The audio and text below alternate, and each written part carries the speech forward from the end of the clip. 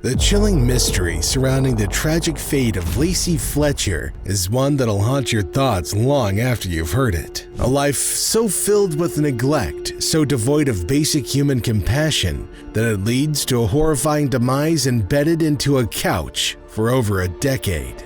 The story you're going to see will send shivers down your spine. Lacey, a 36-year-old woman with severe Asperger syndrome, never had the chance at a normal life. Her parents, Sheila and Clay Fletcher, instead of nurturing her, treated her as a burden, a prisoner in her own home.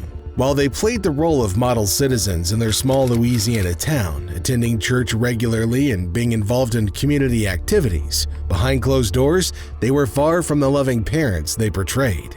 On that fateful day, January 3, 2022, at 2 a.m., Sheila called emergency services, reporting her 36-year-old daughter Lacey had stopped breathing. The scene that awaited the paramedics was beyond comprehension. The stench of fecal matter and urine hit them as they discovered Lacey's lifeless, rotting 100-pound body melted into the living room couch. The town coroner, Dr. Hugh Bickham, revealed that for a week following the discovery, he couldn't bring himself to eat, and tears flowed freely. Each person who stepped into the house on that ominous January 3rd became indelibly marked by the horror within.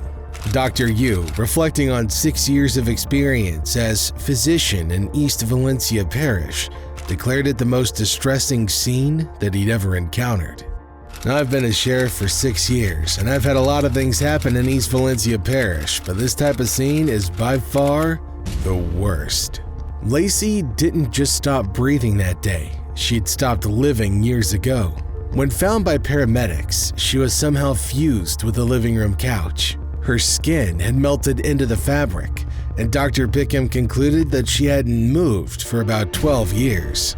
The autopsy report revealed the harrowing extent of Lacey's suffering. She had endured acute medical neglect for over a decade, dating back to at least 2010, her body ravaged by starvation, infection, and sepsis.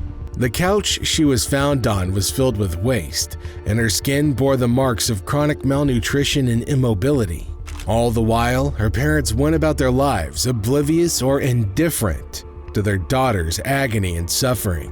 As the truth unfolded, the town was left in shock, realizing the evil that had been lurking behind Fletcher's closed doors.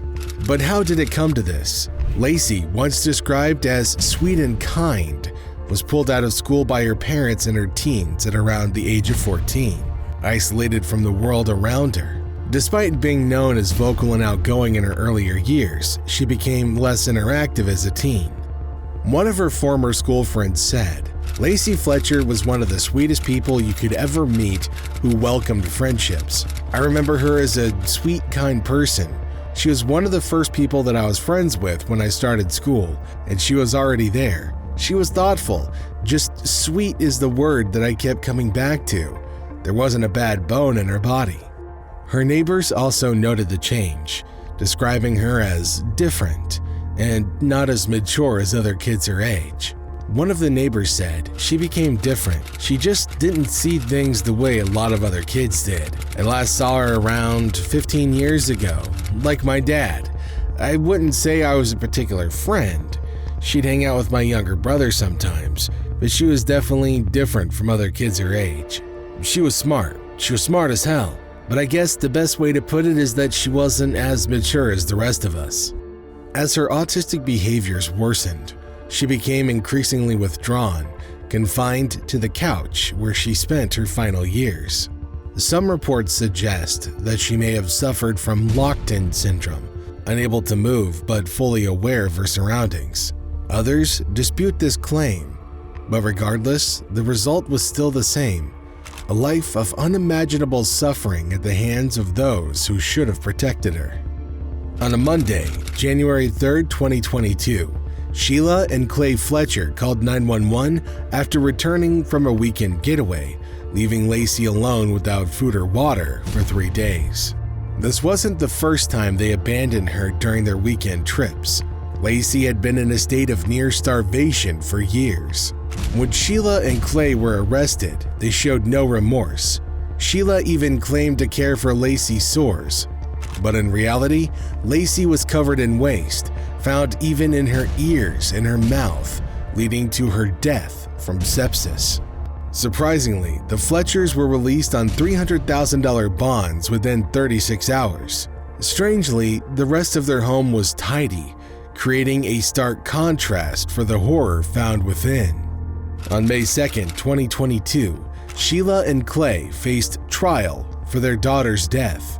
Shocking photos from the crime scene and the coroner's office left the jury gasping, sighing, and crying.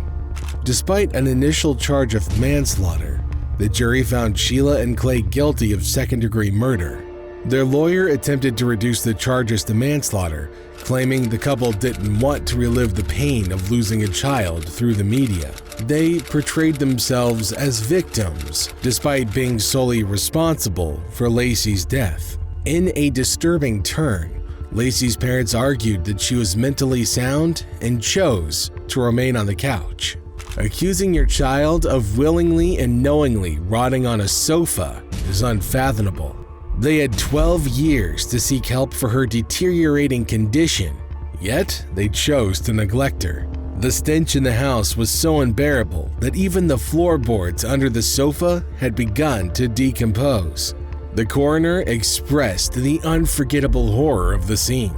In a shocking twist, the summer of 2023 brought an unexpected turn of events. Charges against Sheila and Clay were dropped due to a technicality, creating outrage and disbelief.